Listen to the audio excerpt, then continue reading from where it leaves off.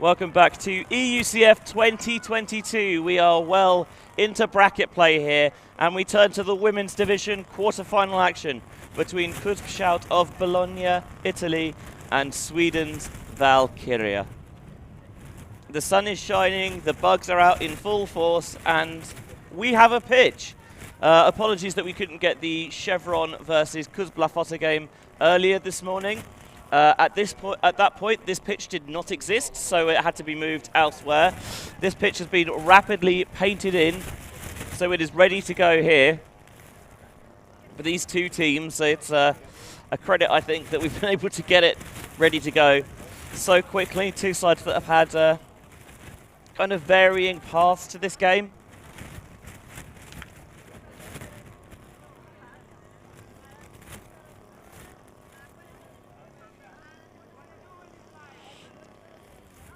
In the quarterfinals in the top side of the bracket, and if you were hoping to avoid spoilers, cover your ears. Yaka, 15-10 over Box. Seagulls, Universe Point comeback win over Jigs, 12-11. So it's Yaka versus Seagulls on one side. The winner of this game, Shout Valkyria, plays the winner of 3SB versus Bristol.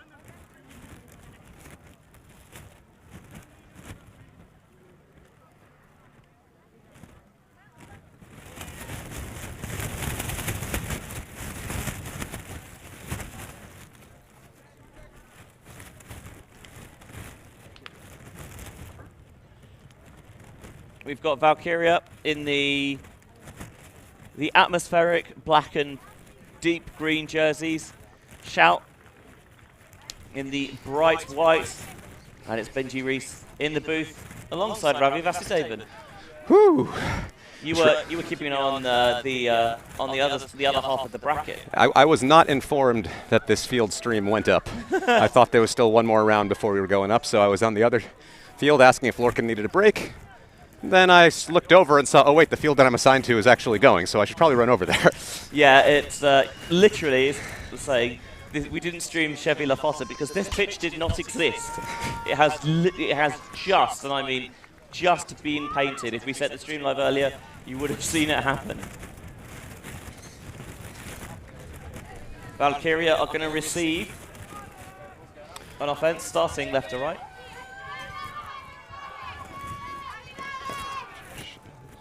And just an instant drop there. No real pressure on that one, but it bounces out of Valkyria's hands. But that one is just going to go back their way. So both sides maybe just finding their feet early on in this game. Yeah, with all the changes of schedules, things moving around, you know, maybe they aren't quite mentally in it. I'm sure we'll see both these teams locked down soon enough.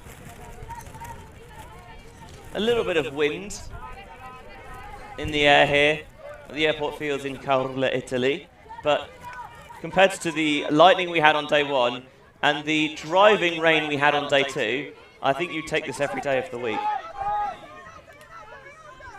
Looks like Valkyria have given the disc back to Shout one more time. Casarini. Here's the swing towards the break side, a little bit undercooked. And allows a hand in there from Resnikaita.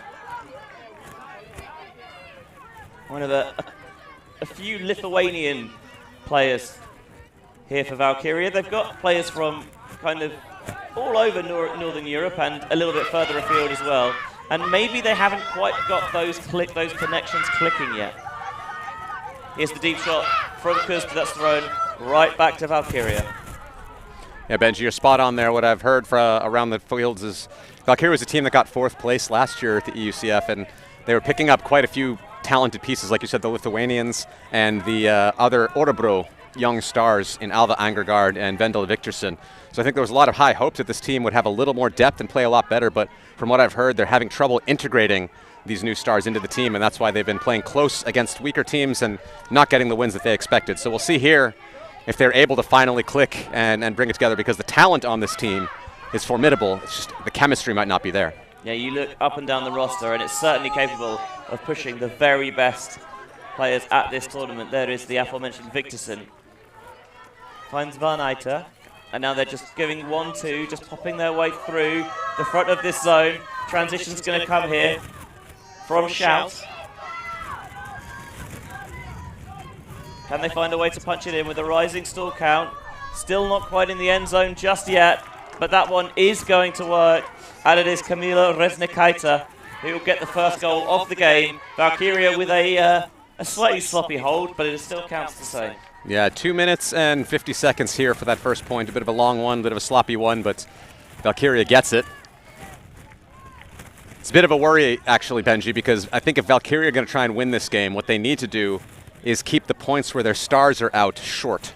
And if CUSB can push them to make sure that their O points are long, that's going to make it harder for their star players to cross over onto D. And I think Valkyria is still, you know, they brought a few more pieces here, but they're not the deepest team. Their top 10 are amazing, but in order to win against a team like Shout, I think they're going to have to play really tight lines. And so it's good on Shout. Even though they lost that point, I think that's a good step for them to extend that offensive point to tire out the players like Sarah Eklund, Vendela Victorson, and the like.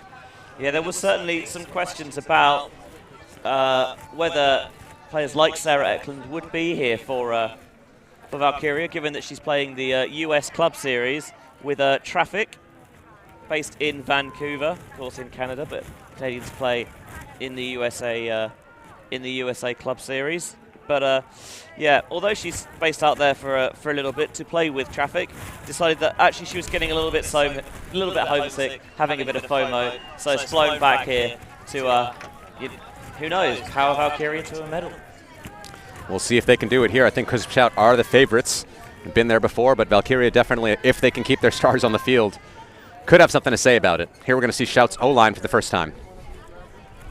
Sorrenti, a bit of a zone coming out here from Valkyria. They're just trying something different.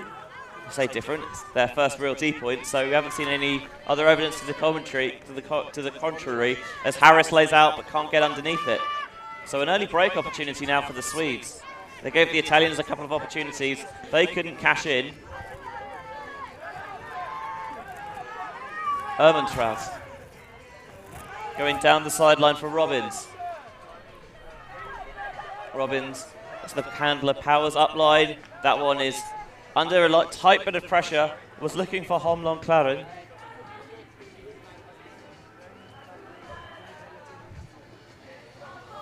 And there is going to be a stoppage for talk about a potential foul call here.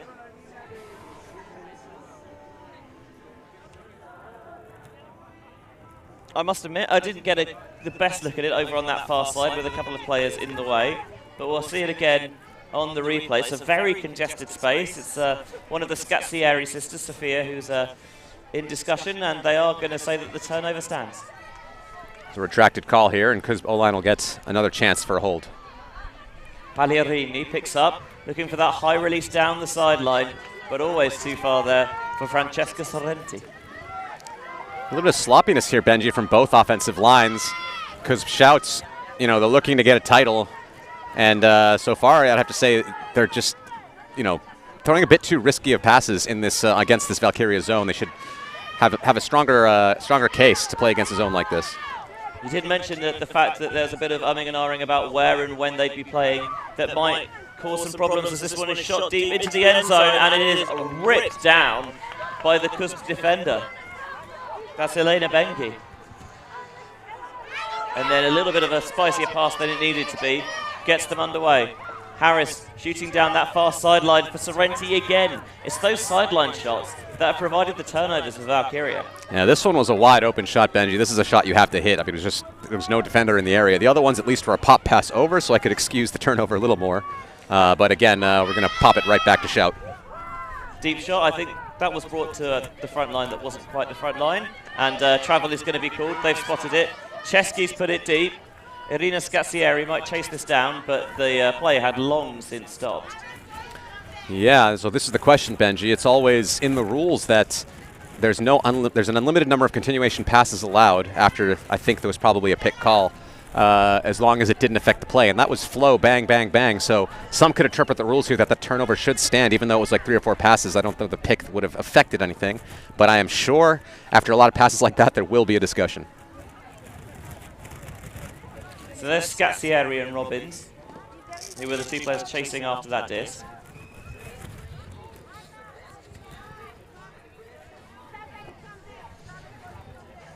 So it'll be a long discussion here to decide whether this call affected the play or not. It does look like it is going to go back. Hear the Lego in the soundtrack for the Lego movie in the background of all things.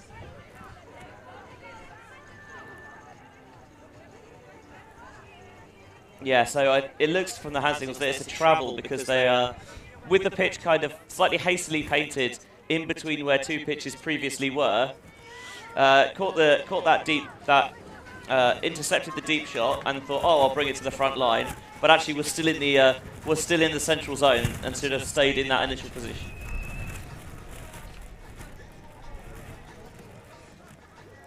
So the disc will go back to Shout after all the discussion. It does throw you ever so slightly. Although the dimensions are the same, they're not quite in the places where you're used to them. As that disc tipped, but well read at the second attempt by Anicheski. Then Pagliarini lays out. Chesky, of course, played stateside in the past with Phoenix out of Raleigh, North Carolina. Pagliarini on the sideline with a little toe up. Trying to look that shot down the sideline. Not quite seeing it though, blading into that soft spot in the centre. Finds Chesky. Chesky now continuing to the break side, Sorrenti.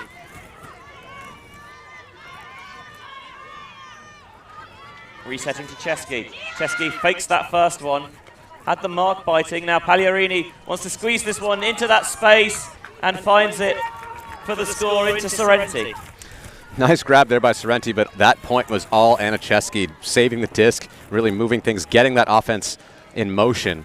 And notably, Anicheski did not play with Shout at the World Ultimate Club Championships this year. She wasn't able to make it over, but she was still focused here on this European Championship, and great to see her back, such a star player on the D-line for Shout. Yeah, not actually based in Italy anymore. Currently in Cambridge, in the UK, but obviously played with Shout for long enough, knows the systems, knows the players, and why wouldn't you want to have a player like that on your side? I think initially here, Sorrenti's maybe looking at the next pass because, again, with the end zones not quite being where they're used to, it is slightly disorientating.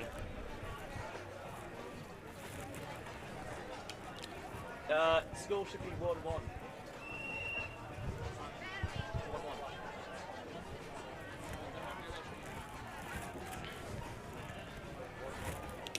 So one apiece here. Yeah, both offensive lines getting dirty holds, managing to score it, but not without a few turnovers each. I'll be honest, given the rain we had yesterday, and given how the fields are beginning to chop up, hence why we had this one newly marked out, I think even if you don't turn it over, it's probably still going to be a slightly dirty hold. Van Eiter. Shout with a bit of a arrowhead type zone of their own right now, or maybe it's a two. It seems like two players just kind of playing a little saggy and the other players playing person-to-person strict.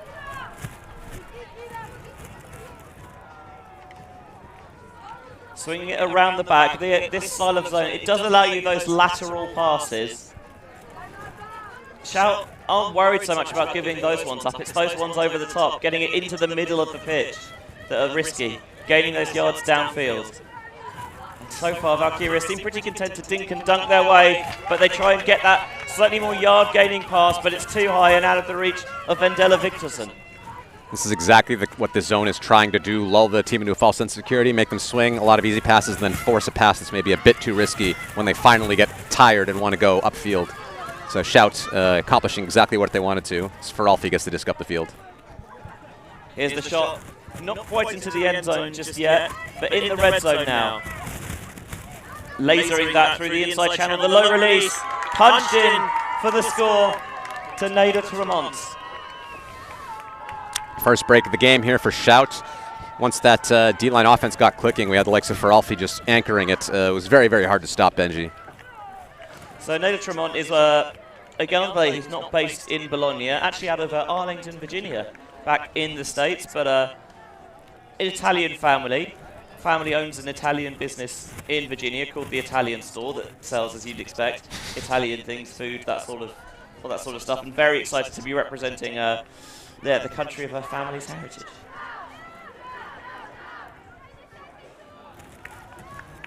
This is a laser smooth D-line possession. Lovey sitting down on that inside flick from Ferolfi, and then punching it into Tremonte in the front of the end zone. And Susanna Casarini with the assist there, taking that shot from Ferolfi and then just immediately looking for the continuation pass. Very strong stuff. First break of the game goes the Italians' way. Shout 2, Valkyria 1. We mentioned there is one other quarterfinal going on at the moment. That is between 3SB from České Budějovice in the Czech Republic and Bristol of the UK. And 3SB currently up 3-2 in that one.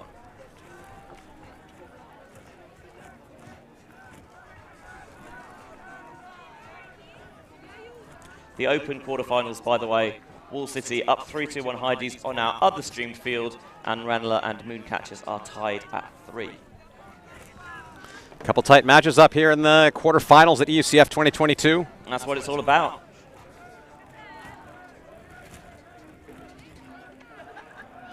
So again, Italians coming out in a zone, this time going for the cup look, but they are shredding this very quickly. You can tell that there's a lot more intent about how they want to pick this apart, and that's a foul on the mark from Casarini.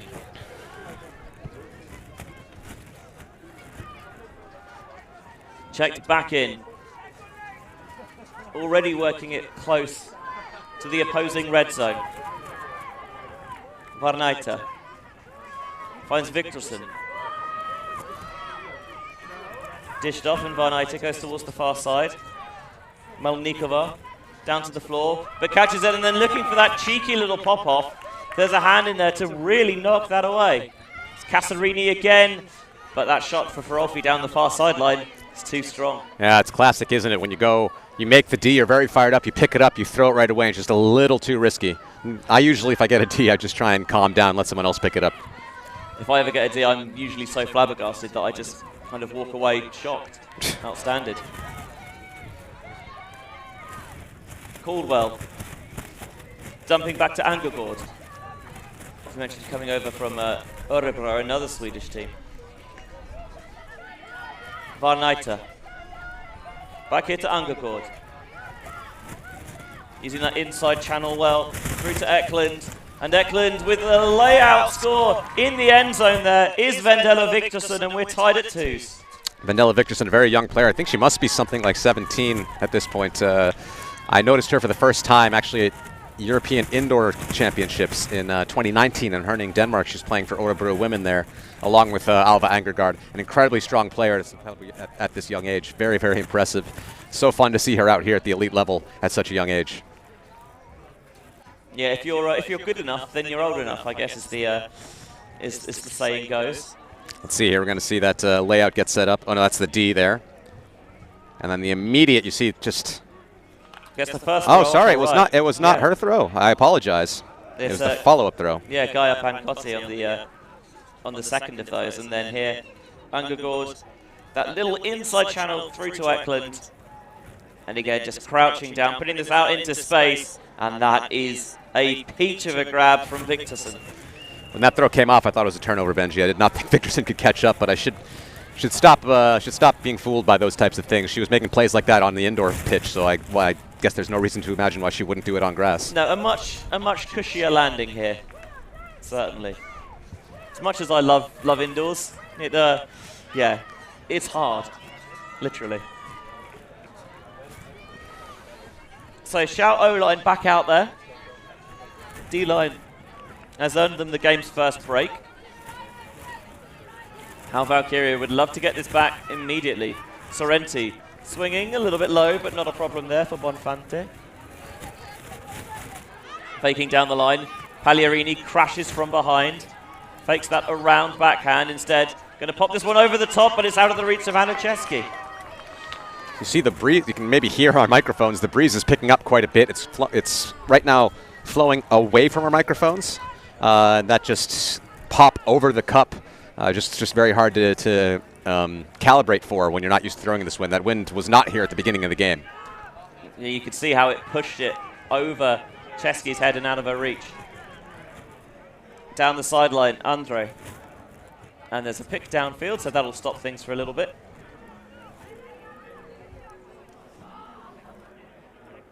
Vega Andre, another player who's not Swedish, coming from Estonia. Not the only Estonian here. Helen Terra also playing with box. A little bit of Estonian representation at UCF. Reset goes off to Renström.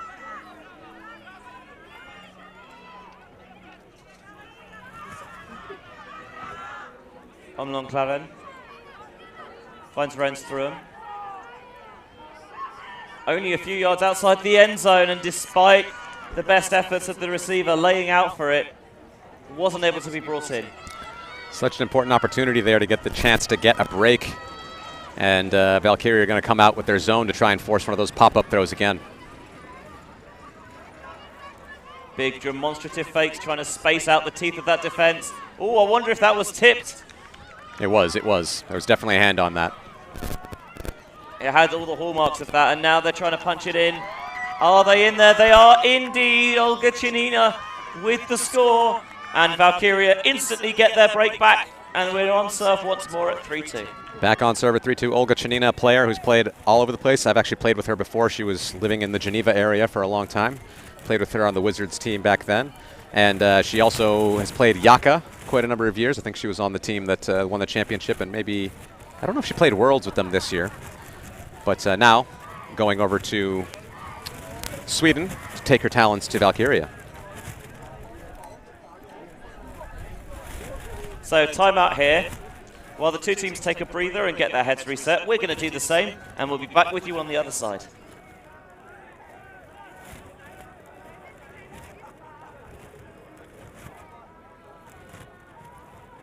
We are Hive Ultimate, a group of players and coaches from all over the world working together to progress the next generation of Ultimate strategy. We've helped top teams win world championships and new teams introduce the sport in a fun and inclusive way. Search for Hive Ultimate on YouTube to learn more about our cutting-edge strategies and to see analysis of world-class teams. To find out what Hive can do for your team, head over to our Patreon page where you can gain access to our exclusive drills and session plans and to join our worldwide community of coaches. Get ahead of the curve with Hive Ultimate.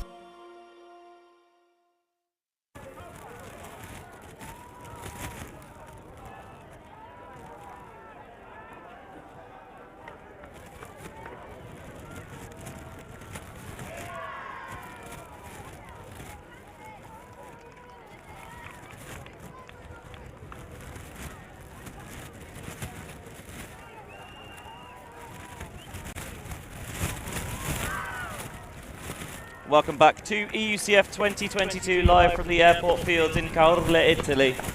Women's quarterfinal action, Shout versus Valkyria. Valkyria having just broken to get us back on serve with a 3-2 lead. On the other side of the bracket, spoiler alert, so if you don't want to know, cover your ears. Yaka taking on Seagulls in one semi-final. The winner. Jinx. Oh, sorry. Go ahead. Sorry. I thought you meant in the quarterfinal. Yes, sorry. Sorry, no, Benji. Sorry, Benji. Yeah, Yaka taking on Seagulls in one semi-final, and the winner of this game takes on the winner of 3SB versus Bristol. And last we heard there, 3SB had a 4-2 lead. Yeah, Seagulls getting the upset against Jinx, their German rivals. Jinx had won German Nationals earlier this year. And Seagulls winning that game on Universe to bring themselves into the semi. Yeah, two very evenly matched sides there, so it's a good job we streamed it. Yeah, it was a back and forth game. Seagulls went up the first break early. Jinx came back and took a lead, and then at 7-7, I think Seagulls maybe broke for half to take the half back, and it was just a back and forth game, and eventually I think Seagulls broke for the win at 11-10. An early contender for your women's game of the day. We'll see if we can produce something else here as the magic in Caorle continues. That ball's going to land out of bounds on the far sideline. Francesca Sorrenti with those instantly recognizable blue types will bring the disc in from the brick mark once they can work out where it is. This is not a knock on them, by the way. It's literally because they didn't have a chance to paint it in.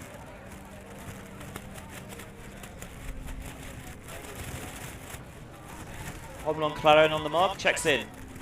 Looking for that big around swing to start Bonfante. Putting that one over the top, out of the reach of Sofia Scazzieri. Robbins tipped it beyond, but I think by that point, it was already too late. They're being aggressive with the shots they're taking, Shout, and I like it, but they just haven't quite got them right yet. Robbins there, who had the Dia player, I think currently living in Utah, played for this Valkyria side before, and was at Masters Worlds playing with a Colombian team, Comunidad El Oso mixed. You are bang on, by the way, Salt Lake City. Very strong player, and I remember last year that most of the top players for Valkyria were on the O-line, and she was the one like real all-star on the D-line trying to make things happen. It was often hard for them to get disc movement though, because they didn't have enough power in the depth of their roster to get things moving. Right now, looking pretty good though, as they're just kind of shredding this CUSB defense. As I say that, maybe a bit of a strip. Yeah, they're going to have the discussion, and the Shout sideline there saying, "Yep, no, that's fair enough." Got the two Scazzieri sisters pretty much bang on next to each other. There's a sneaky upline there to Rabba. Renström popping it into the backfield for Ermentrout, and that connection's not going to work. Quick pick up here from Shout. We saw them do this very effectively against Iceni yesterday. High release over the top from Chesky. Sofia Scazzieri is wide open in the end zone. Not going to miss that one. It's 3 apiece. This is very reminiscent of last year, Benji. The Valkyria D-line, good at defense, getting turns, but having a tough time moving the disc once they get the turn. And it takes them crossing over a little more of their stars from their O-line onto that D-line, and maybe later in the game they'll become a bit more successful at scoring in breaks. Defense is doing well. They are getting the turns, but here we're going to see after that turn, a little pop pass from Chesky. She gets it right back again. And I think here's the high release for the score. Beautiful throw from Chesky. Scazzieri all alone. Especially because traditionally, Swedes not the smallest figures. They are a nation that is known for being tall. So those high releases, maybe a little bit more pressure on them than there would be than against some other teams. But Chesky's just that type of player. She can throw it all over the place. She's a great athlete as well. And 3-3 the score. We're still on serve here in this quarterfinal matchup between CUSB Shout from Italy and Valkyria from Stockholm. Did you say Scotland? Stockholm is what I said. Oh, okay. I'll tell you what it is. It's because of the wind I can't hear you properly. It did seem like a strange mistake from you. But I'll take the L on that one. Fair enough. So far, defenses, it feels, winning the day here. Offenses having to struggle to score. And Valkyria looking to get the first clean hold off the game.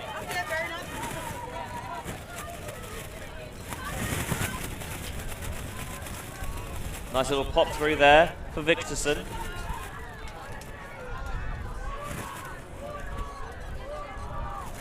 And there's a bin bag that's played onto the field, so I wonder if we have a violation soon. I don't think it's going to hurt anybody. You never know. Players don't seem bothered by it yet. That one past the bidding defender, was a bit late on it. Just the opportunity opens up for the deep look. Can they bring it in over the first receiver and laying out at the back of the end zone? Vendela Viktorsen again. Such a great athlete, Vendela Viktorsen, just saving that play. I'm not sure she was the intended receiver or not, but counts all the same. Such a powerful young player. Really great to see her at this level. 4-3, Valkyria still with a little bit of a lead from being on serve. The initial receiver potentially got caught, suckered in perhaps, to getting too far underneath it. But Vendela Viktorsen with a sensational layout. The bid comes in there on Angergård. It doesn't get there, and that means that she's got space to step into the throw. Viktorsen, however, reads this all the way. Just maybe a slight hesitation to check whether the disc is going to be tipped. But when it comes clean through, full extension and layout grab, Viktorsen having herself a game early doors as Valkyria lead 4-3. Indeed, Benji, 4-3. And this is good for Valkyria because they haven't started tightening things up, as I said. And if they manage to keep it close early and then can tighten up their lines late, they could really be in this game. Their athletes are extremely talented. They just aren't quite as deep as CUSB Shout. So I think it's one of those things where everyone can see how good Valkyria can be. The question is if they can put it all together. It feels like at some point it has to happen. The question is whether they're still in the bracket by that point. Harris getting that little crash short, finds Chesky. Trying to manipulate around the front line of that defense. High release, over the top into the hands of Sorrenti. I do really love Valkyria's response to the crashes there, completely shutting down every option they tried into that cup. That's very tough to do, actually. Now trying to move it with a little bit of pace and verve, Pagliarini. He's got a full arsenal of throws at her disposal. Wanting to punch this one into the end zone, and doing so for the score. 4-4 again. Still on serve here, one break apiece. And yeah, Valkyria, you know, didn't get a turn, but I think did put a lot of pressure on CUSB with that zone. So should feel good about themselves there. The point was a bit quick though, and as I said, you know, you typically want give your O-line a break, especially with a team like Valkyria. So the strategy, I think, for both teams is when you're on the D-line, the most important thing is to make sure the other O-line's points are are long. And if you're on the O-line, you want to try and score quickly. But I think that's to both teams' advantages here with the way the matchups are looking. Especially with the field very heavy going at the moment. It does take that little bit of energy and exertion for every movement, every cut, every throw. And yeah, as you mentioned, keeping them out there can really wear them down.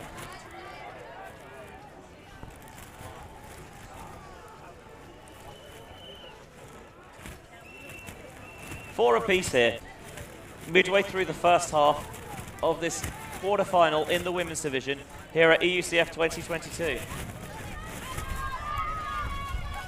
Just got an update from the Mooncatchers Ranelagh game. Apparently Moon were up 2 breaks. Now Ranelagh took 2 breaks back in a row. Ranelagh up 6-5.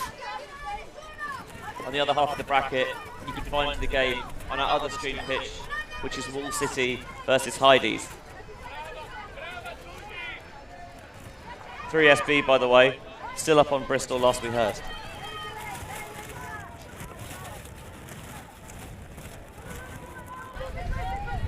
So playing it short to begin the possession here. Underboard in the backfield. Swinging, Molnikova. A little pop off there. Underboard finds space through. Now they can give go. Gain a fair few yards as they run the gauntlet, but they have to go back. Shout defense recovers. Transition goes into match defense, picked downfield. Seamless transition there from Shout.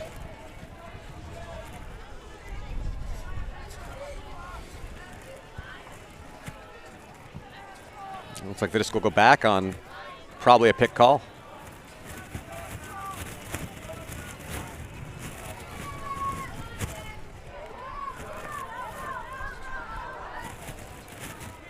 Monikova, high towards the far side where it's caught by Resnikaita, dished off. Varnaita. Into the backfield, finds Angagord. Angagord out into space, hits Resnikaita. Melnikova. Going back to Angagord. Angagord to Resnikaita.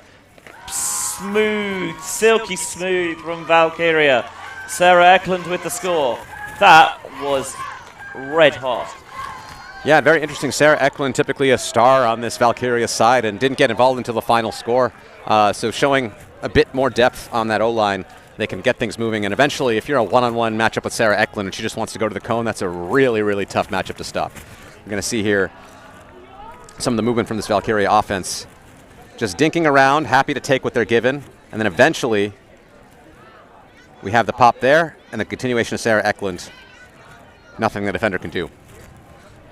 It's always interesting when you've got a team with those big names. How do you balance the playing time and the roles to keep everyone happy? It's a tricky task for Johan Lee Anderson and Thomas Eriksson as coaches.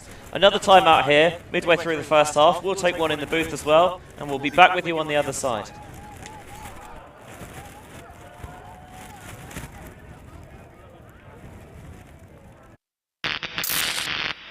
The ultimate things in life are free, and we're keeping it that way. Subscribe to keep up with the latest games, tournaments, and community content. Share it with your team and friends, and drop a like to help spread Ultimate to more people. Spread the word, spread the love. ULTI.TV.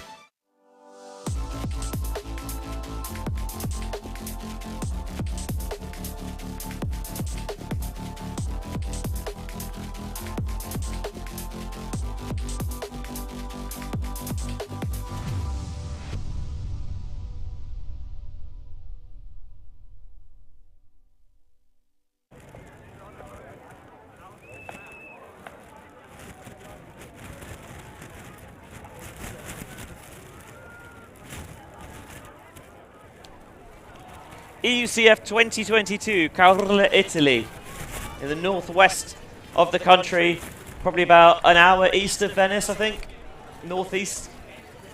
Lovely to be here, bringing you Europe's elite club teams battling it out to be crowned the continent's champions.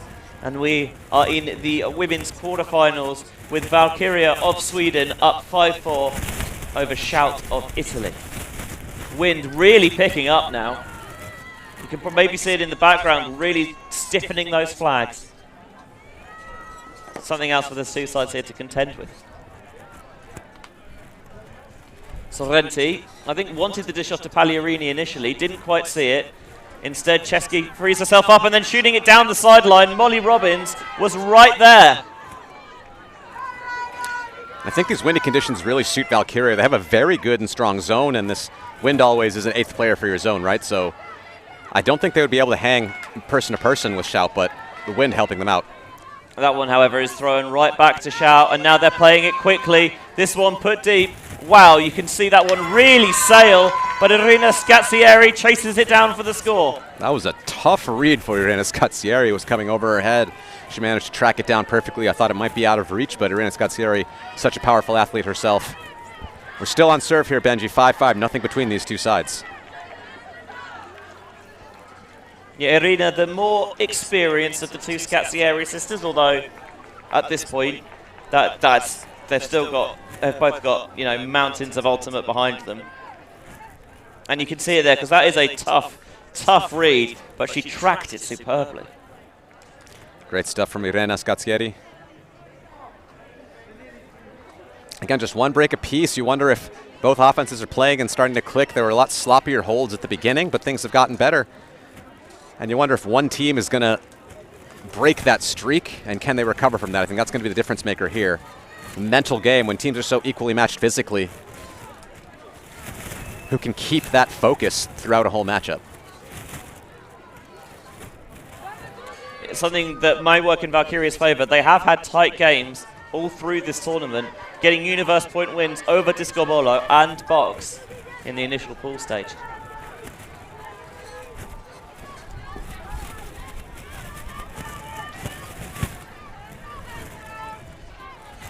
Again, zone seems to be the order of the day defensively. This one broken around to Eklund.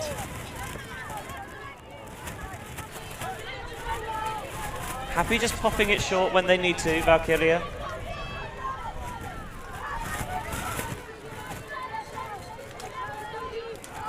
Looking very composed. Angegård, cheeky little break there. The handling from Alva Angegård is just so impressive.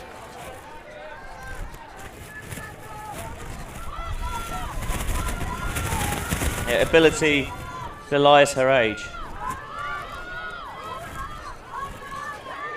Angegård shreds that one through.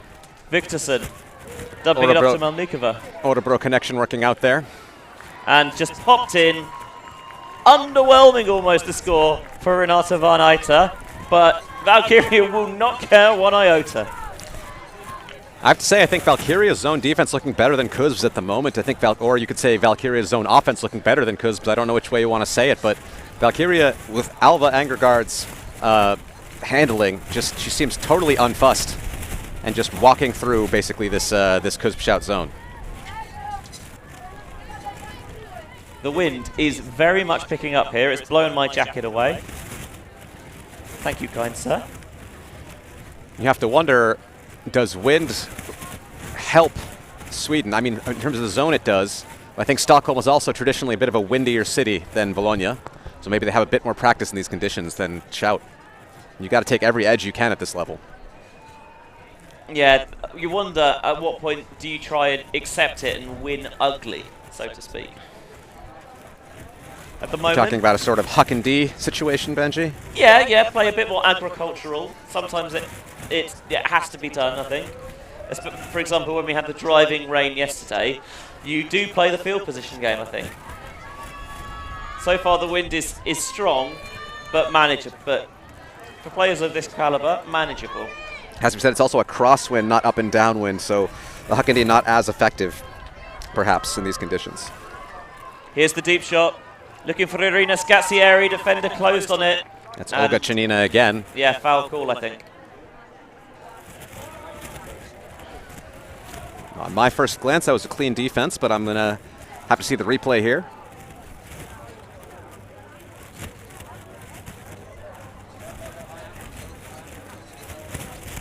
I think it'll be a contested foul. We'll see. Puck goes up. Look at the closing speed that Olga Chanina has to make up to get there. I think that's just a defense. I really don't see the case for a foul there.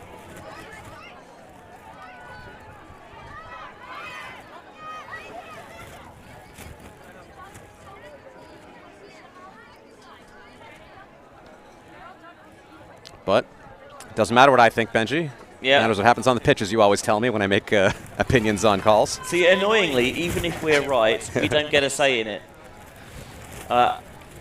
It is always what happens on pitch, and the players coming to a agreement that they're happy with, and that, in this case, is to contest it and send it back. Sorrenti wanting to sit down on that flick. Instead, has to go into the backfield where she finds Bonfante. This one is shot over the top, fading towards the back of the end zone, and despite the bid, Bengi cannot get there. So Valkyria will get a chance to get a break and take their first break lead of the game. They have been up by 1 for a lot of the game, but never been up a break yet. She gets her hand to it, but just can't clasp it around. Agonizing.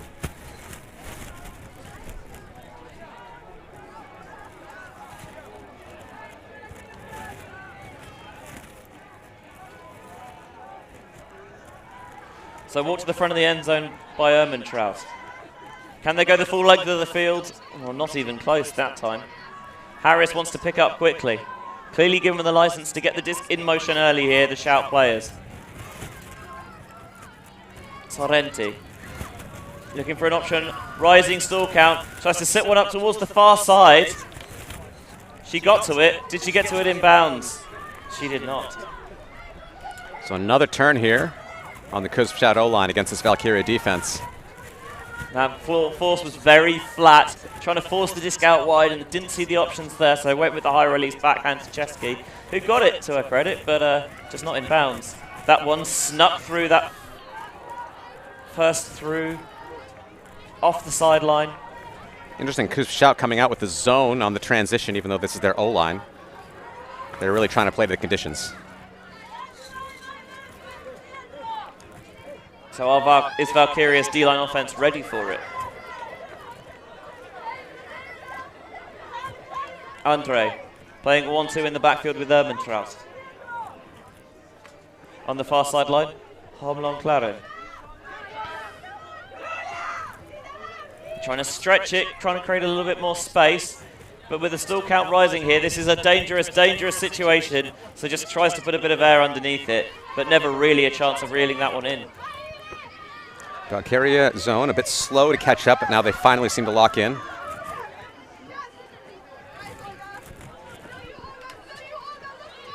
Harris. Now they seem to be into person-to-person defense at this point. I didn't see the chance perhaps to get that zone set. Sorrenti fakes that deep shot. Instead resets into the backfield where Bonfante right through the middle to Bengi. Low, just about out in front. And in the end zone as well. Shout level us at 6s. Really tight matchup here, Benji. Really nothing between these two teams. I'm wondering when one is going to crack or if we're going to get a all the way down the wire close game.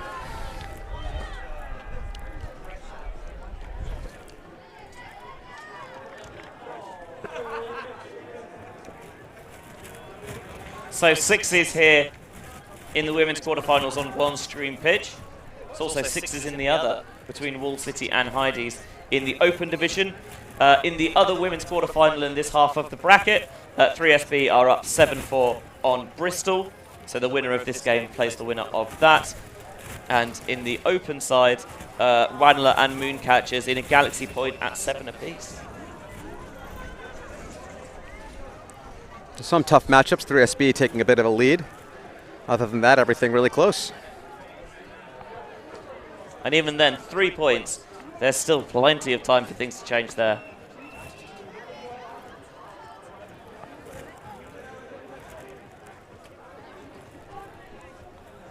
Shout pulling to Valkyria here from Casarini. Nakaita can't quite stop that roll. Van Eiter picks up instead. Very loud communicative sideline here from Shout that, imagine, probably a little bit off-putting. Here's Eklund on the wing. To Ungergaard, oh, it just slips through her hands.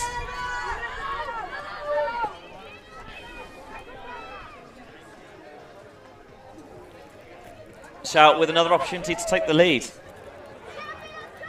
Have already broken this game, but they surrendered it right back.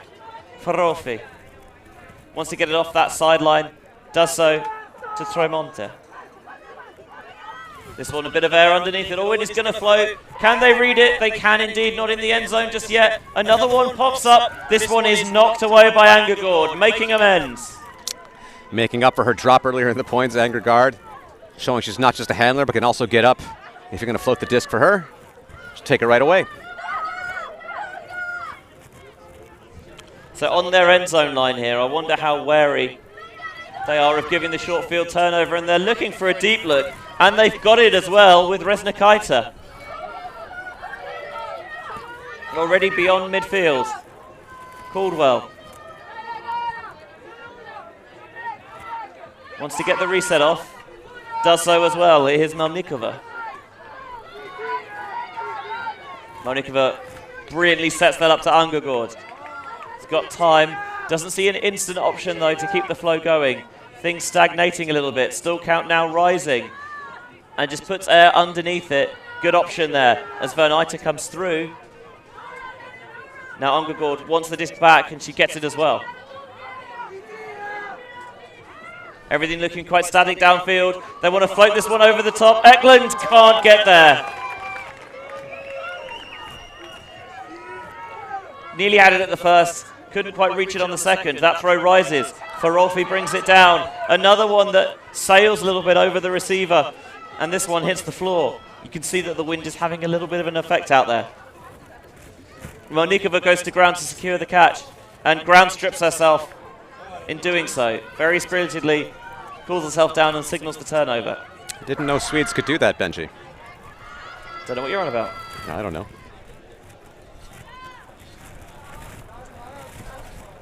This is a deep shot that was fluttering there for Gaia Pancotti. I think a foul is being called here on Sarah Eklund. Yeah, it has. Pancotti here also coaching the cheaters, the development side out of Bologna. Let's see if we can get a view here on the replay. See what my view. I did not have a good perspective to tell whether this was a foul or not.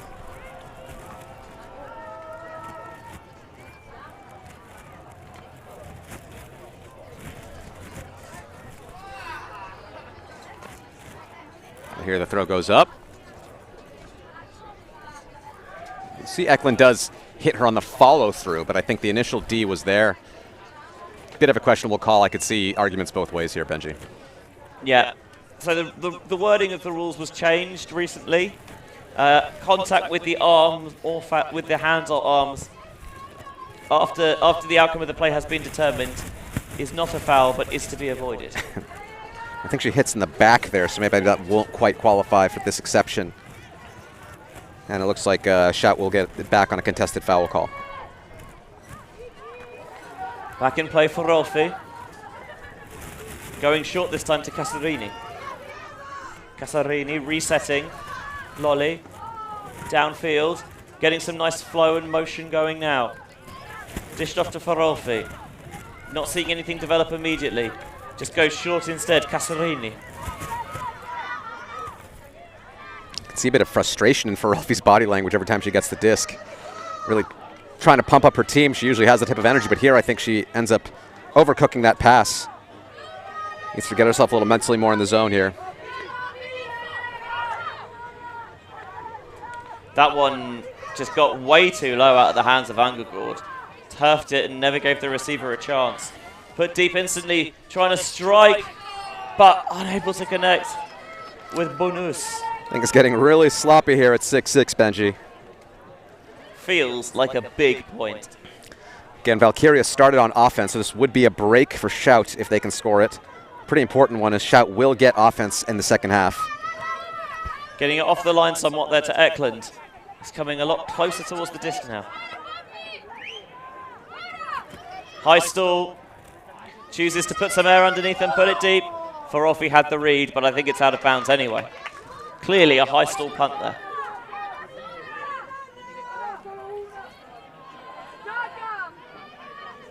That one, first throw, just gets a little bit of the wrong edge on it and ricochets out of the grab.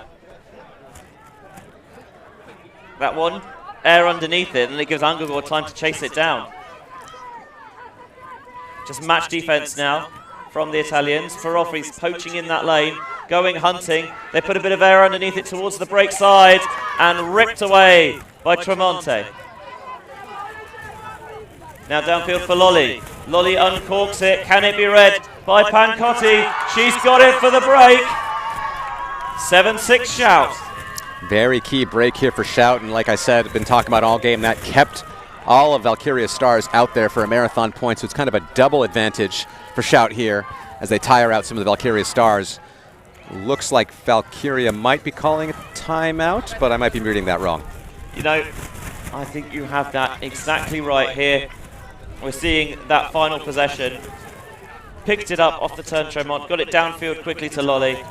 Pancotti streaking deep, and there's nothing that Angagor could really do. We're going to take a little breather in the booth. We'll be back with you on the other side.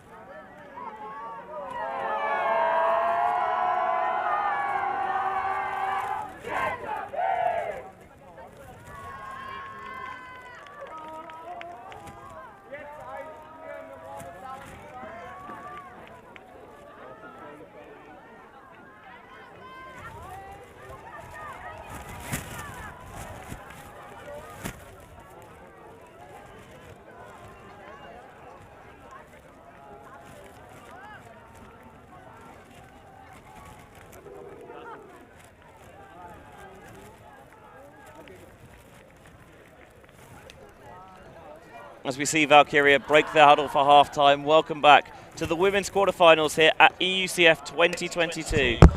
Benji Rees and Ravi Vasudevan in the booth. Shout have just broken to take the lead at 7-6. That's exactly right, Benji, and as I said, also a key point here, Valkyria is a shallower team. They have some very good stars and then some role players, quite a lot of role players that aren't going to really step up and win their matchups here against Shout. So that point was doubly important for Shout because they kept Valkyria's stars out there, tired them out. It's going to make it harder for them to play more points in the second half, which is what I think Valkyria is going to need to do, because we've seen so far this game, Valkyria defense, their zone gets the turns, but then once they have the disc, they have those kind of second-string players out there on the field, and they have a lot of trouble generating points. It's the same exact thing that we saw from them last year. First task for Valkyria, don't give up the double break. Angagor catches the pull that was coming at some speed. And they're clearly just popping it through the front teeth of that zone. Crash comes in. Can they find the space as it spreads apart afterwards? They can indeed. They've got Eklund on plenty of space on the near side if they can hit her. Instead, Lowe tried to thread it through, but instead just slaps it into the turf. This would give Shout a 2-point lead going into half if they could hold. That one floats and Sofia Scazzieri reads it well, and the Italians will receive to begin the second period as well. Rabalia gets the little dish off there to Kiki Frangipani. And in the front of the end zone, Neda Tremonte makes the catch, and Shout with 3 in a row to end this first half and take an 8-6 lead into the break. Tough break there for Valkyria. Played such a solid first 12 points of the game, but then a little bit of sloppiness just kind of ate into these last 2 points, and then Shout's D-line offense just too strong for Valkyria. 2 breaks, and as you said, Shout also get that extra half break by starting on offense in the second half. So right now, Valkyria on the back foot. They're going to have some questions answered if they want to come back in this game and challenge Shout for a semis-final spot. Work for the Swedes to do, and for the Italians, job certainly not done yet. Half-time here in this women's quarter-final is CUSB 8, Valkyria 6, and we'll see you for the second half on the other side.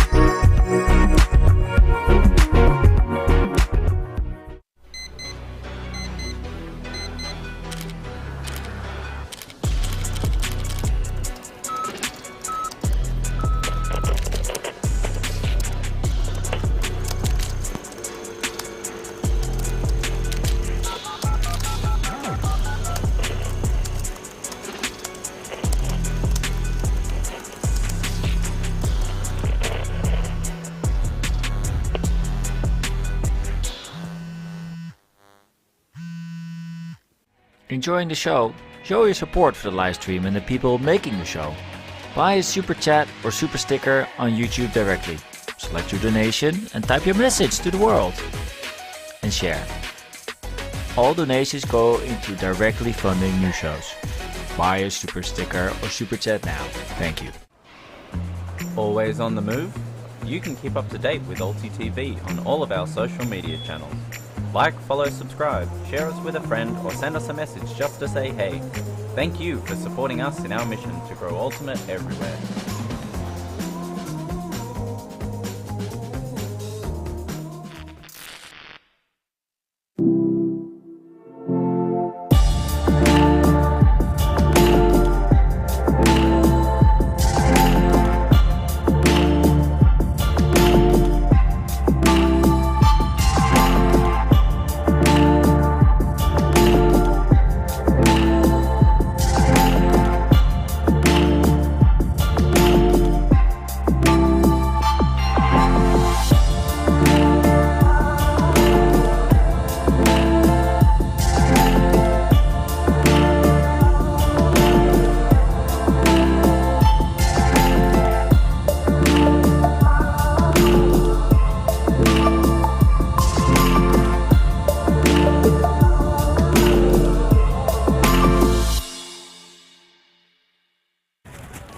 Welcome back to EUCF 2022 women's quarter-final action. Shout 8, Valkyria 6, Shout receiving. To begin the second half, Benji Reese and Ravi Vasudevan. You much of a Prosecco drinker, Ravi? I'm not much of a Prosecco drinker, I'll Benji, be honest, but I used to be. Now the bubbles give me a headache. Valkyria coming out with their zone again. It was pretty effective for them earlier on in this game, but as it generates another turn for them, the question is, can they turn it into something? Now Sarah Eklund has crossed over onto the D-line, so you see maybe they're going to start tightening things up here in the later stages of this game. Molly Robbins getting the block there for Valkyria, pops into the center of the pitch. Ungegord. Short is Caldwell. Caldwell back to Ungegord. You can see they've crossed a lot of players from their O-line over, maybe having given them the break at half, but just a simple drop in the backfield will give the disc back to the Italians. That one, Chesky lays out and keeps it alive. Dishes back to Ferolfi, who's come over to play offense as well. Pagliarini's looking for options. Is she able to find one? On the high stall, plays it towards the far side, and somehow nearly hooked up with Ilaria Bonfante, but it's out of the sideline instead. Yeah, that was a high stall bailout throw. Very good job on the defense from Valkyria to shut down all the cuts on the open side, leaving that maybe a little window for that expansive shot, but in this win, that's a tough ask. Yeah, if that's the only shot you're giving up, I think you'd say, you know what, we're okay with that. But now the Italians have trapped them on that coffin corner, looking downfield. Nice high grab made there by Victorson. Victorson to Robbins, who just couldn't quite get her mitts around it. That would have been a great opportunity. Valkyria going right back into their zone. It's been extremely effective so far. Scazzieri has it on the sideline. Bit of tape on that left elbow. Short, blading down the sideline as Bonfante finds Sorrenti. Sorrenti wants to get that reset off. Does find Bonfante into the centre now. Bengi just makes sure that she watches the disc all the way in. Now Scazzieri towards the far side of the end zone. Ferolfi striking across, makes it 9-6 shout. Yeah, again, a tough one for Valkyria. They brought on a power line there to try and get that break. They got 2 turns, but just couldn't capitalize and turn those turns into break points. So again, this is going to be tough asking. I do think this is what's necessary to make them win this game, but it's a tough ask. They're down 3 points against Shout. Again, Shout's the deeper team. As it gets later into the game, your stars get more tired. We'll see. But sometimes you can get into some flow, get into some rhythm, take Shout out of their mental game. It's not over yet, but Shout definitely in the driver's seat of this matchup. The other quarterfinal on this side of the draw is 3SB from České Budějovice in the Czech Republic up against Bristol from Bristol in the UK. And that is 10-6 to 3SB at the moment. So the winner of that game plays the winner of this in the semi-finals, coming up a little bit later. That semi-final will be played at, let me do maths in my head, 3:10 local time, I believe.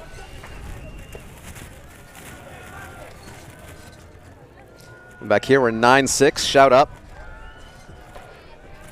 Valkyria going to have to answer here. Their first O point of the second half.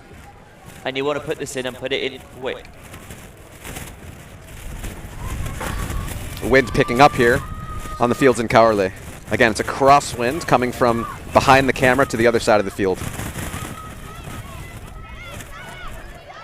Then just dinking and dunking, plinkoing through the front line of defense. Thought about that one into the middle, instead they're redirecting down the sideline. Van Nijter. 1-2, 1-2, and now the shot. Down the sideline, never gave Victorson a shot. Yeah, it's a really tough throw there with the wind pushing it out of bounds. That's exactly what Shout's defense is trying to do, push them to what some call the low side of a crosswind field, the side where you have to throw upwind to get out of there. And I think that's exactly what forced that turn from Valkyria. But with the disc having gone out of that sideline and not having come back in,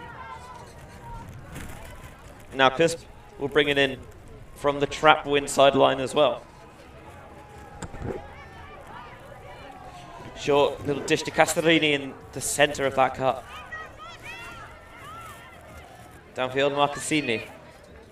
That one always just a little bit behind there for Shout.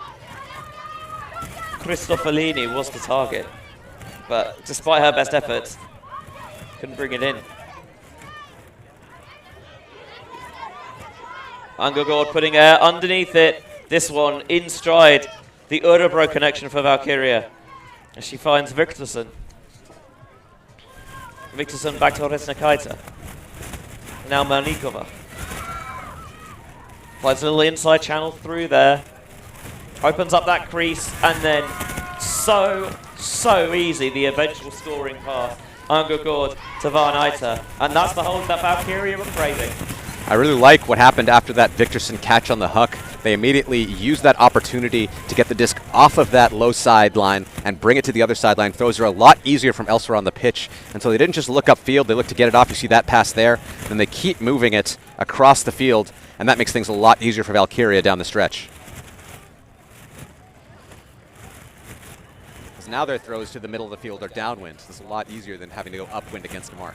And Van Nijter had pretty much the freedom of Italy there. So 9-7 the score here. Valkyria getting the hold, but still have to get a number of breaks back. They got one in the first half, but so far they've managed, I think, most points to force Shout to turn it over, but have not been able to capitalize and turn those into breaks. And it feels like there were a couple of times they came close, but generally when they did get the disc from the D-line, I wasn't sure they necessarily threatened to score that, at least as often as they would like.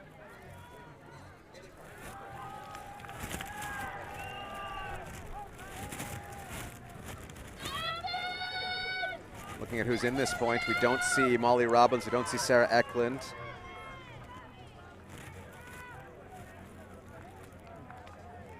So not crossing things over here after that last long point for the first point of half. Andre pulls. Harris watches it to turf.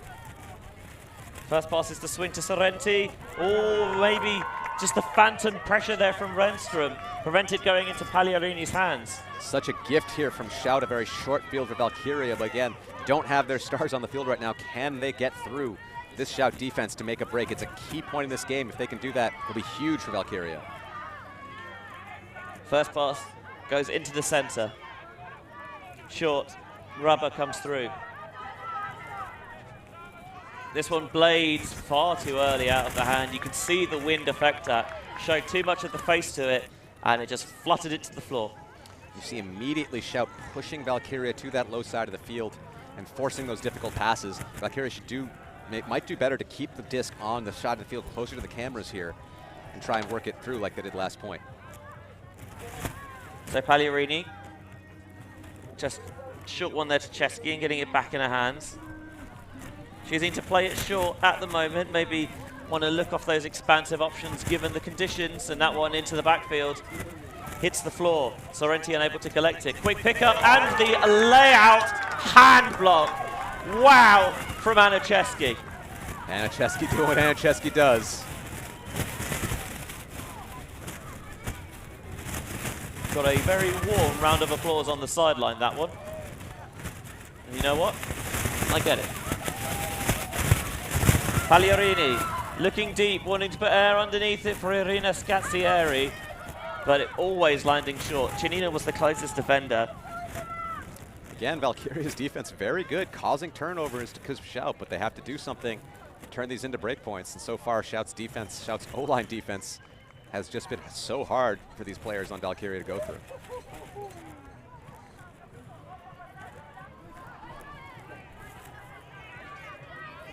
Now trapped here on that low side of the field. Jamming it up the jam hole. No options to get it off the line. Just keep jamming it up so far. Finally, the pressure tells. They try and get the release valve deep. The big figure of Bengi's back there. Swinging across. Chesky reads it in. Now putting this one out. Irina Scazzieri's got space. Short to Sorrenti. Trying to flow in towards the end zone. And going to ground and securing the catch. It's the score for Shout. And it's, I think, Sofia Scazzieri with the goal. Tragic stuff there for Valkyria again. They had so many opportunities very close to their end zone to score. Didn't manage to. And now they gave Shout that score. Really cool stuff. I think if we can see that sequence again. I love the inward pivot that I think it was Irina Scazzieri. She catches down the field. Here we're going to see Chesky get the disc. She throws up. See, Irina Scazzieri does not look downfield, but looks immediately into the field, and that's able to just keep the flow going. Even though there was an option downfield, this was an easier shot, and that was just, yes, it was a layout score, but great stuff. Just great stuff from the CUSB offense. Yeah, she's seeing that Sorrenti's making that supporting cut and go, why turn away from that and look downfield when I can just throw to this player running through who's relatively free? It's a very big habit a lot of players have when they catch the disc. They immediately look upfield, downfield, however you want to call it, look to the score instead of looking inwards. And here, the inward pivot paying off for CUSB Shout. 10-7 the score here in this quarterfinal matchup. In the other quarterfinal matchup,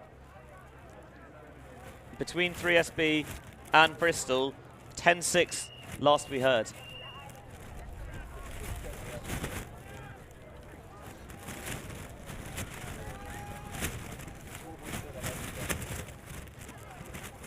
The pull comes up here from Casarini. A little bit shorter. Monikova has to lay out to try and stop the roll, and it goes a little bit backwards.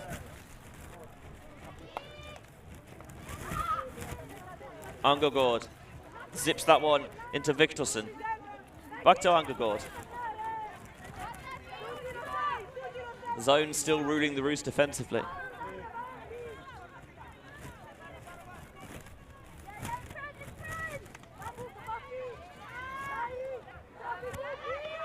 Just popping it through the front line of the Italian defense, looking very calm and composed at the moment. A lot of communication from the numerous Italian presences on the sideline. Shout bring a big roster and they try and utilize it even when they're not playing. Give their charges as much information as possible. That one, however, nothing they could do about. Eklund at the front of the end zone. Feels like an inevitability sometimes. 10-8. When Valkyria stars are out there, they're able to score with relative ease, maybe even easier than the CUSB Shout offense has been able to score. But the problem has been their D-line getting breaks, and they, again, getting the opportunities but not getting the breaks. I would really love to see Valkyria at some point soon start calling some timeouts in between points, throw in some power lines, and see if they can manage to capitalize on some of these CUSB Shout turnovers, because CUSB has given them the disc enough, Benji, to win this game. It's just they need some kind of backup and offense to turn those turnovers into points. So beginning to cross some players over. Now we see Eklund and Victorson.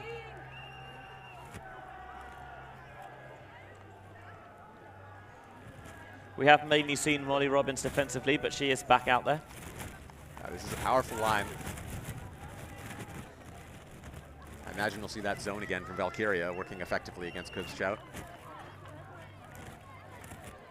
In the open quarterfinals, by the way, on our other stream pitch, Wall City 9, Heidi's 8 last we saw. And off stream, Ranela 12, Mooncatch is 10. Wow. I think there'll be a lot to talk about if Mooncatchers end up losing that game, Benji, but we'll leave that for another stream. Right now, let's focus here on the women's division. The winner of this facing the winner of 3SB versus Bristol.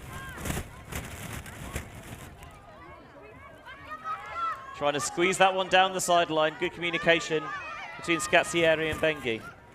Playing it between themselves. Bengi with the layout, couldn't quite get there. Valkyria with a long field to work with here, but they have to use this opportunity. They've got Victorson out there, they've got Eklund out there, they've got Robbins.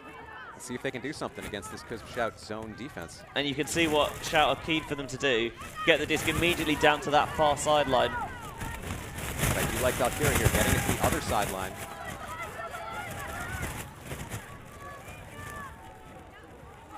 And they're already at midfield. Again, finding it a little bit easier. Working from this sideline. Transition comes now into one-on-one. And Shout have got everyone picked up.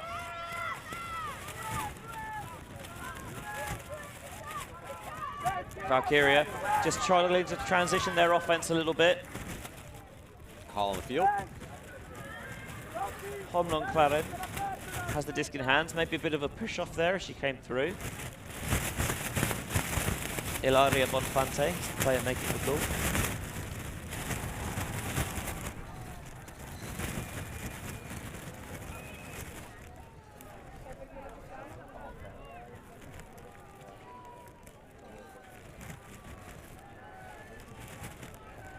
Seems like a contested offensive foul. I think Bonfante claiming.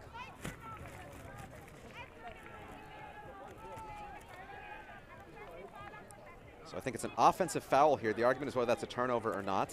I don't think it's a receiving foul, so it won't be the turnover. I think the question would be, did the foul happen before the throw was thrown or not? If the throw is in the air and the offensive player has an uncontested foul, that is a turnover. This is true. Homlong and Bonfante just coming to the resolution.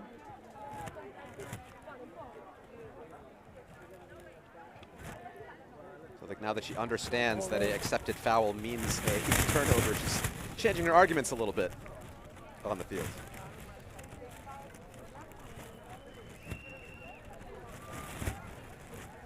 Obviously, it's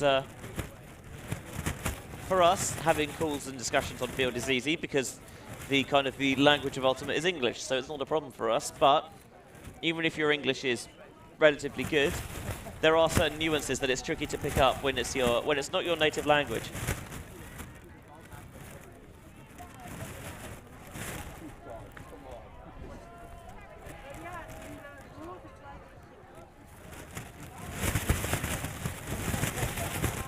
Coach is getting involved here on the discussion. Yeah, the call is dragging on a little bit. Hope this doesn't sour the game. Very good dog there. You're getting a shot on as well.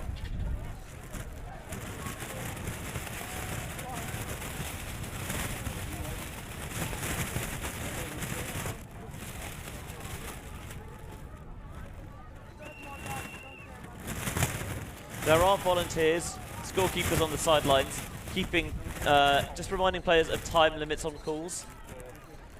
I think at this point, I'm not sure the discussion is going to get much further. I'm not usually one to rush discussions here, Benji, but at some point, I think this disc is going back, and we all know it's going back. Yeah, it doesn't. Sometimes you do see it and you feel like, okay, this is definitely contested, and they do come to a different resolution, but not always.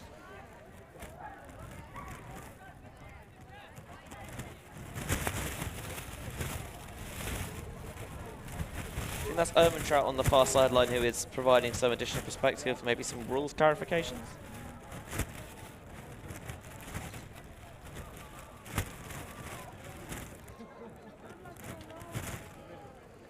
I think Felix was very keen to show that slow motion replay.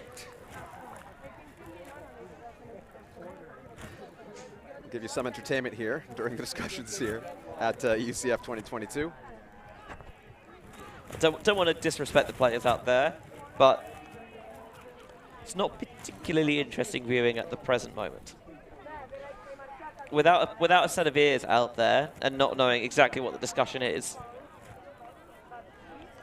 it's hard to provide any more insight. Discus is going to stay with Angagord here.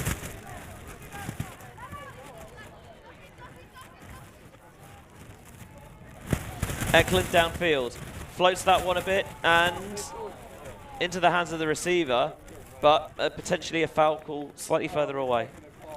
Here, I do think there might have been some contact, but I doubt that Sofia Scazzieri could get anywhere near that disc. It sailed way high over both of them, so I think some incidental contact here. Scazzieri and Homlong are the players having the discussion, I think. Sofia Scazzieri, to clarify.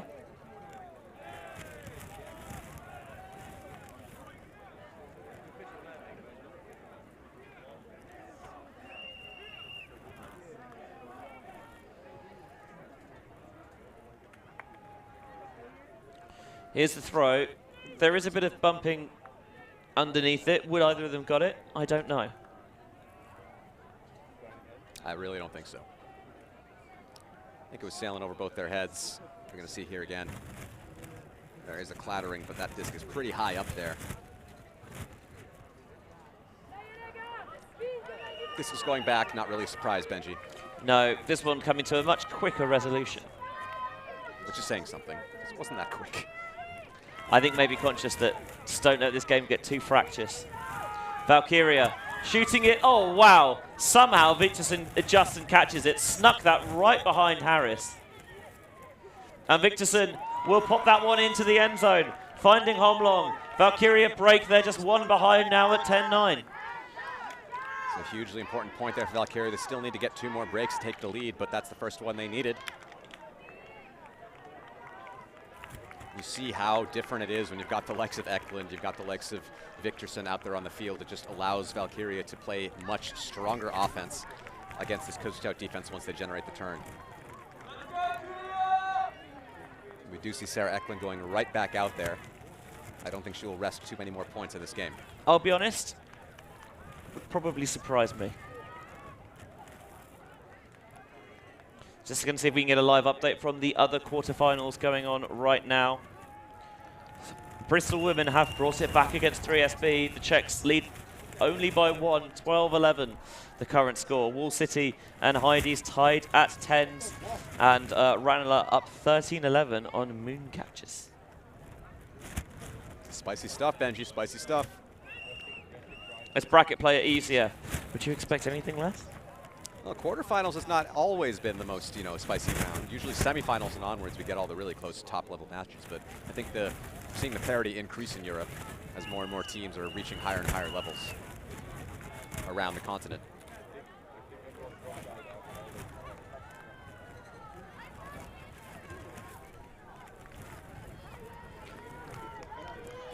So here's the pull from Renström for Valkyria.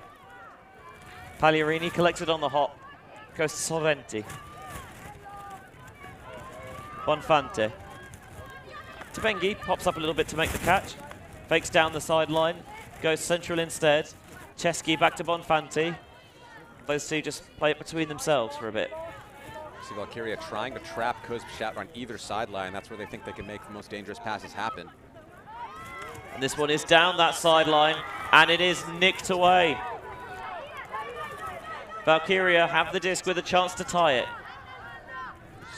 Hear the Italians shouting uno, backhand, but it looks like they actually are forcing flik instead. You can see that they want to get this off the line, and the Italians not keen to let them, trying to get the blade. Is this going to come back inbounds? I don't think she caught it, but I think they will get the field position. I'm not sure, Benji. She may have caught that. We have a Chesky-Eklund matchup here. We're going to see that replay. A lot of star power in that one. Let's see here. Really hard to say if the ground, if she had a control before hitting the ground. That angle, of course, completely useless as Chesky blocks everything. Yeah, I'll be honest. I don't know. We're going to try and get it in super slow-mo. Yeah, the problem is, though, there she touches it, and it hits the ground. The question is, does she have control before it hits the ground? And that's something that we can't really see. I think her feet were in bounds. If that's the question, I think she was clearly in bounds. And the question is whether she had control before the disc hit the ground or not. And I think there's a good argument that she did, Benji. She got two hands on it. It was a lot closer than I thought it originally was. Let's see if we can get the replay one more time so people crowding around. This angle a little bit hard to see. Her feet definitely in bounds here. And I think she might have control before it hits the ground. I think that might be a catch, but it's very hard to see.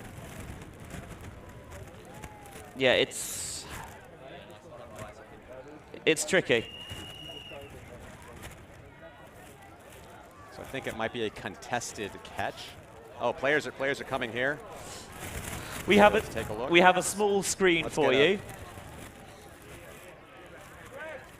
Here we're going to see the play. And the question is, did she have control before it hits the ground? I think her feet were in bounds for sure. And does she have control before it hit the ground? That's the question.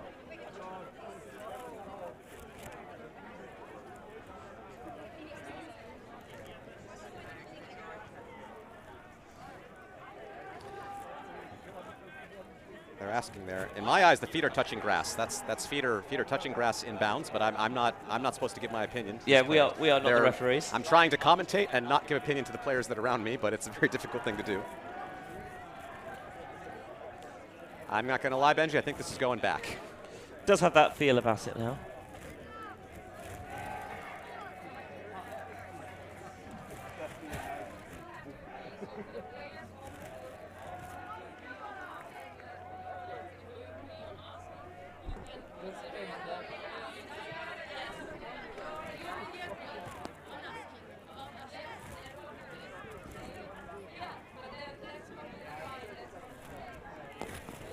And the result is going to be contested and sent back.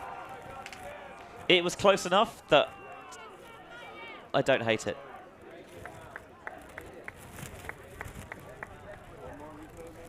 I think her feet were down. I don't know.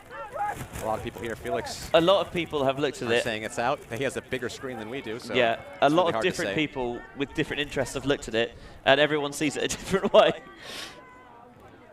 So I think that tells you how close it was. Going back seems like the right call, and she's going to throw it immediately again. Glasto rules, why not? And that time, Chesky just completely positioning properly and getting the D, making no question marks about it this time. Pop down the sideline to Sorrenti. Sorrenti faking the big look. And now squeezing it to Chesky. Gets it beyond Robbins. Opens up, aiming across field, looking for Sofia Scazzieri, who makes the catch, but she's not in the end zone quite yet. Only a few yards out, though. Dumps off to Pagliarini. And, ooh, Bengi goes down. Just grabbing her ankle, I think. Not looking good.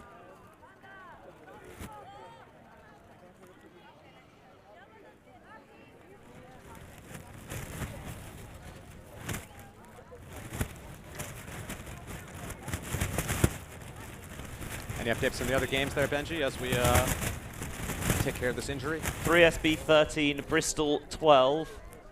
Heidi's 12-10 up on Wall City. Heidi's 12-10 up on Wall City. Mm-hmm. That'd be a big upset. And last we saw, Ranelagh 14-13 on Moon. Oh, that one's coming really down to the wire. Yep. You see Bengi coming off the field now. Yeah. I hope she's all right. Yeah, fingers crossed, touch wood, whatever you need to do. It's not too serious. Just going to wait for her to fully make her way off the pitch before resuming.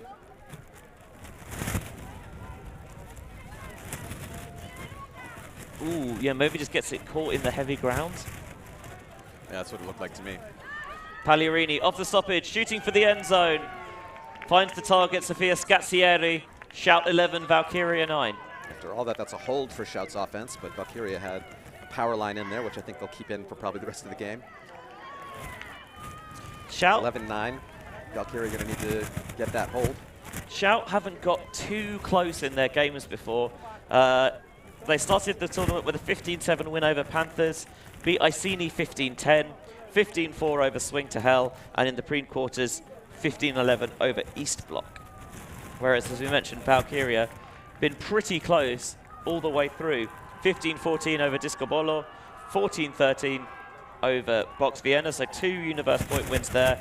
Went down 15-10 to Seagulls, and then beat Fabulous 15-11. Seagulls, as we said, upset Jinx and is going into the semifinals against Yaka on the other side of this bracket in the women's division. And there might be another German upset in the open quarterfinal with Heidi's leading Wall City. By the way, Ranelagh Mooncatchers is in the book. Mooncatchers 13, Ranelagh 15. Wow. That is going to be the talk of the tournament, Benji. And again, I won't get into why here. If you want to look at some Ulti-World coverage of the Open recap from day 2, you can find out why people might be talking about that game. And a reminder that you can watch Mooncatchers against Chevron from yesterday for free on our YouTube, and that is the game that I think people had an eye on. Back on the matter at hand. Angagor jogs it to the front of the end zone, trapping it on that far sideline here. Our Shout. And then not really seeing much, shooting long. Resna Kaita brings it down. Victorson takes off deep, but they're going to take the reset to Melnikova, try and get it a bit more central here. Angagord finding it through. Brilliant grab from Victorson. Dumped off to Angagord.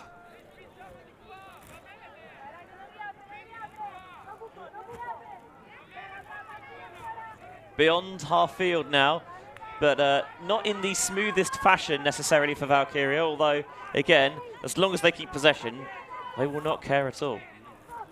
Melnikova wants to get a bit of space off that sideline, but easier said than done. Resets to Angagord, but there's no swing continuation there. Again, trying to put a bit of air underneath it. That one towed in by Victorson. Cannot overthrow this woman.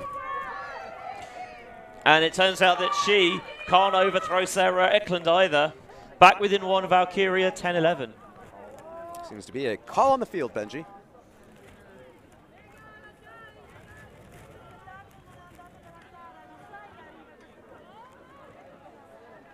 I must admit, I didn't see what the call or the stoppage was. Here we see the catch by Victorson. Can only think that maybe throw to Eklund. That was, but everyone seems to be. Oh, I think maybe there are players behind the disc calling it out potentially. Could be. But I think they've decided that no, inbounds, and didn't necessarily affect the play from that point, and the goal will stand 10-11.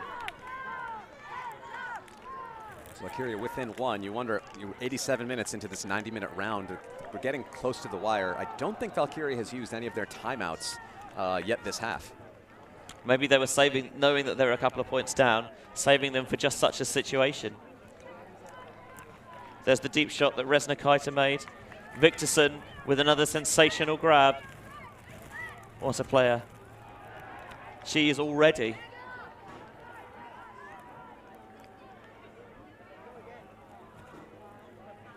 We've seen what she can do receiving, and this time squeezing it down that sideline with the left hand into Eklund. I don't think it's, I think it might be against the rules, Benji, to be that athletic and also a lefty. I mean, in my opinion, being lefty is cheating anyway. Yeah, we all agree with that. So, like, just make them play different game. We have the lefty and righty divisions. For all we joke, being left-handed, it does change the angles of attack for your offense and throwing angles. And it is an advantage if you can get players of different handedness on a side. Victorson and Eklund back on the field again. I don't think they're going to leave many points this game. Farolfi, who's played offense in the second half after playing defense in the first. Farolfi on the sideline. Wants to try and find a way to break it through the front line. Pagliarini. Zipping it in there. Konchesky finds something. High release over the top to Farolfi.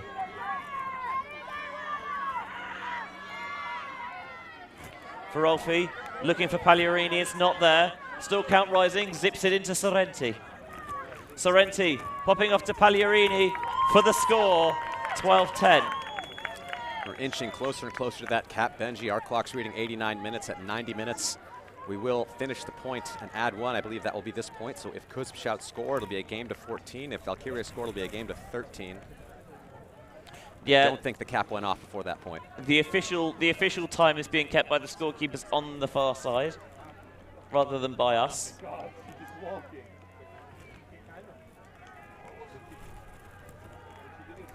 Valkyria walking a little bit slowly towards the line, maybe trying to take every single second they can to get some more energy coursing through the body.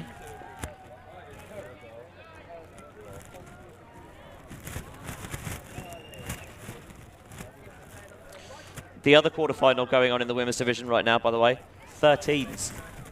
13s between 3SB and Bristol. Keeping it close. How's it going with Heidi's in Wall City? Any updates there? Last Ultimate Central saw was 12-10. Same as this game. I shall hop onto our other live stream briefly and tell you if that's accurate.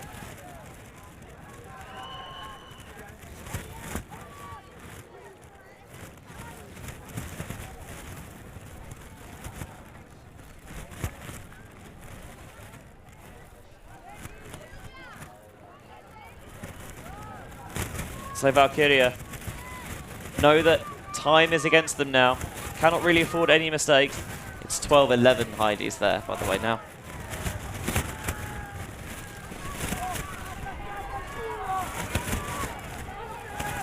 Ball landing out of bounds. Bit of a costly mistake because it means no longer are they on the trap sideline. They can brick it and bring it into the middle. The wind is picking up, though.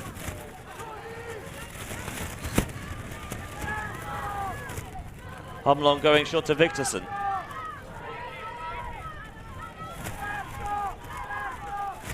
Pops it off to Angergaard. Oh, that one's macked. And no surprise that Victorson cleans it up. Oh, that one's going to be over the top. Bounces into the hands of Pancotti. Can they get another break here to create that separation? Shout just on the end zone line. Punching it in from Pancotti. That is 13-10 Shout lead now. You see the frustration in Victorson's eyes and hands after that pass. She saved the pass and then just the conservation of greatness to pop it up on the throw herself. So 13-10 now. That's a break for Shout and a key moment of the game. If we're correct on the clock, we have a game to 14 situation here, Benji. Yeah, we'll see if we can get someone to check that. It does look like teams are huddling up into a timeout here late in this game, so I think we'll take a short break ourselves. We'll be back with the conclusion of this quarterfinal matchup in just a moment.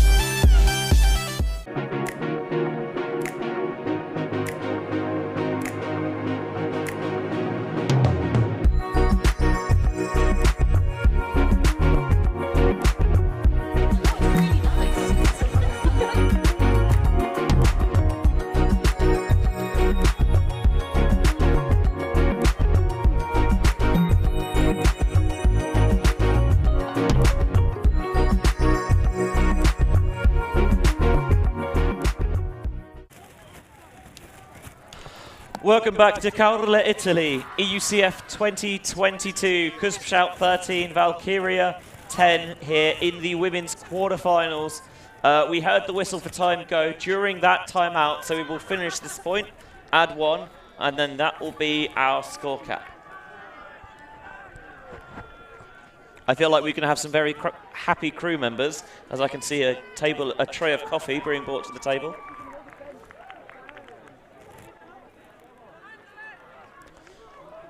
You may have heard that the other women's quarterfinal going on right now is tied at 13 each.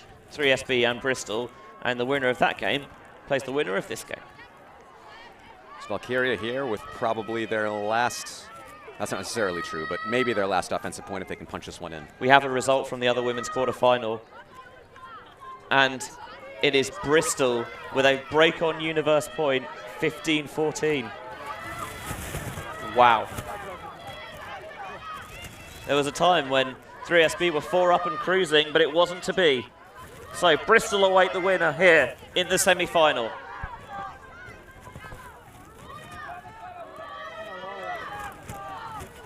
Homlong putting it deep, that's too deep. And Homlong knew it as soon as she released it. Apparently it is possible to overthrow Victorson.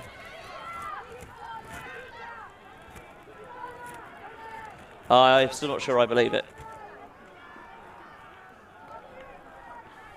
So a couple of upsets going on in the quarterfinals.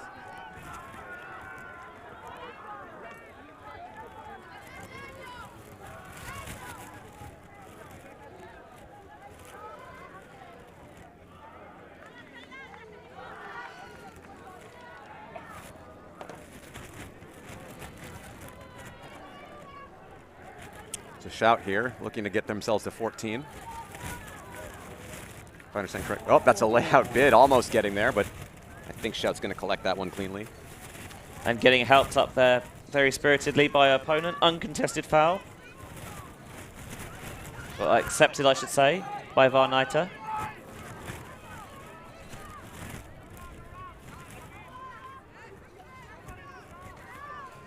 Faking into the backfield. Frangipani gets it up line, puts air underneath it. This is going to be a bit of a sky ball that Melnikova slaps away. I think sky balls do go into Valkyria's favor. They are a bit taller than the Italians.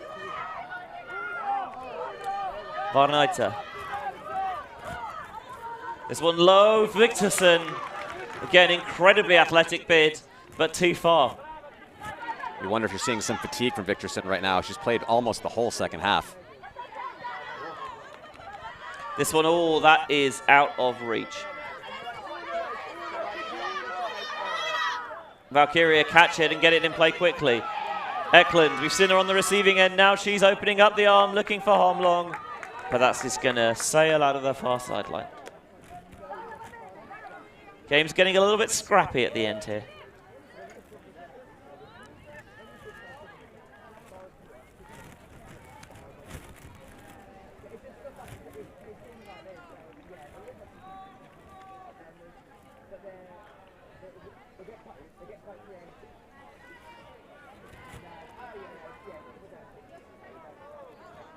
Checked in on the sideline. The disc in Frangipani's hands. Popped over the top. Caught by Lolly. Back to Frangipani, finding it through. Now trying to play it quickly towards the high sideline. You can tell that Shout do not want to be trapped on the downwind sideline. Here's the deep shot coming from Frangipani towards the back of the end zone. Boxed out brilliantly by Valkyria, but on the undercut, can't connect with Angagord. Shooting towards the end zone, can they get there? Brilliant sliding snag from Susanna Casarini. And I believe that'll make it 14-10, game to 15, Benji, as the cap went off in that point. So, if Valkyria are to come back, it would be some story. Yeah, they need 5 on the bounce here. Starting off with a hold. Getting broken there did not do them any favors. No, they were right in this at 11-10. Again, 3 on the bounce now. I think the story here is depth, Benji. Those star players getting a little bit too tired and can't manage to play at that level for a whole game. Shout having a lot more depth, having a lot more pieces that can play, give their star players a bit more rest, and at the end here their star players aren't tired, whereas the Valkyria's players making a few more mistakes, probably due to fatigue. And it does feel as well that Shout have been able to get the disc off that far sideline a little easier than their opponents have. Crosswind has died down at the moment.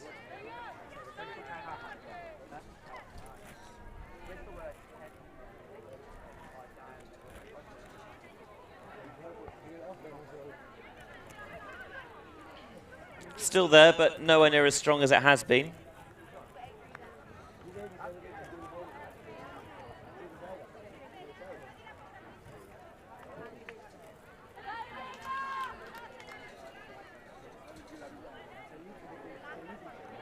Sorrenti has it ready to pull.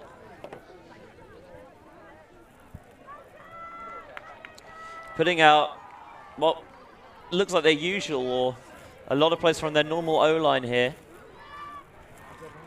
CUSB Shout, I think they want to end this game quick. Knowing that we've got a semi-final ahead, we can't afford to really exhaust ourselves. Angagord, oh, airmails the first throw, but Resnikaitis there.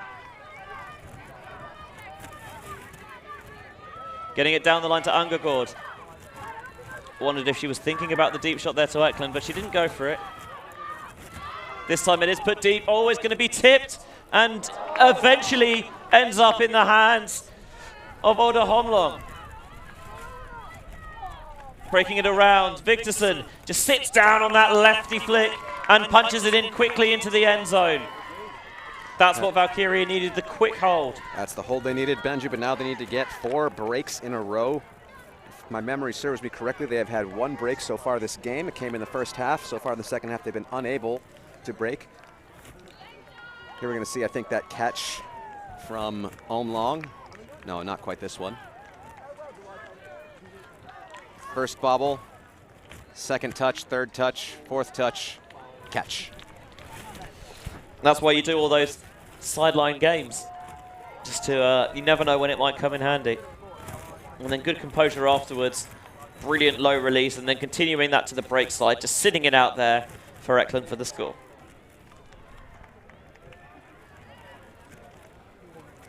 And 14-11 the score here. Valkyria need to get a lot of breaks in a row. We'll see if CUSB Shout can close it out in 1 or give the Swedes a little bit of hope.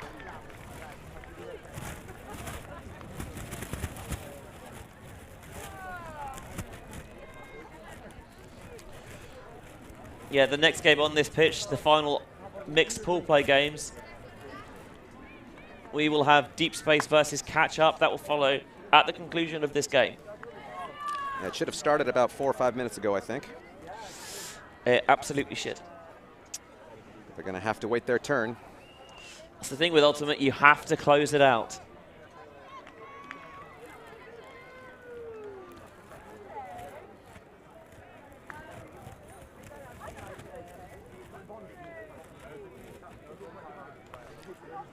Benji, any updates from Heidi's Wall City while we're waiting for this poll? 15-11 Wall City final score, apparently. Wall City won 15-11. Which, given it was 12-10 to Heidi's at one point, apparently. Something was wrong. Yeah. I'll have to double check that one for you. Anyway, in the meantime here, and the action on the field, Harris and Sorrenti working it towards the red zone.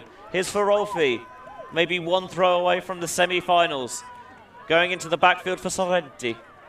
And there is a stoppage for a travel.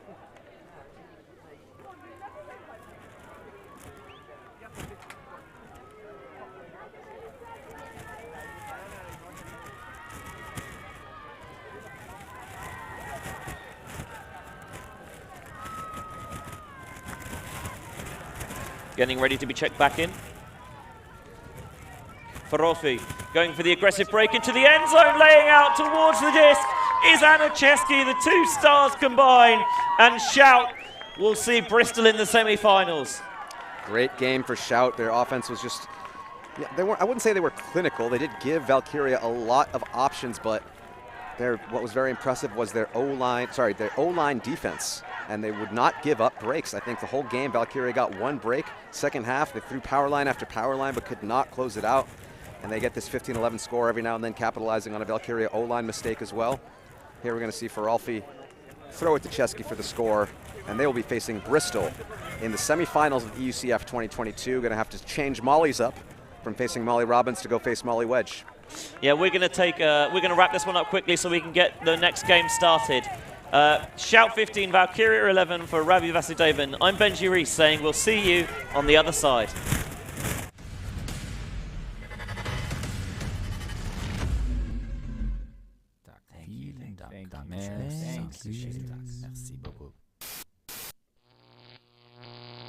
ULTI.TV. 3, 2, 1.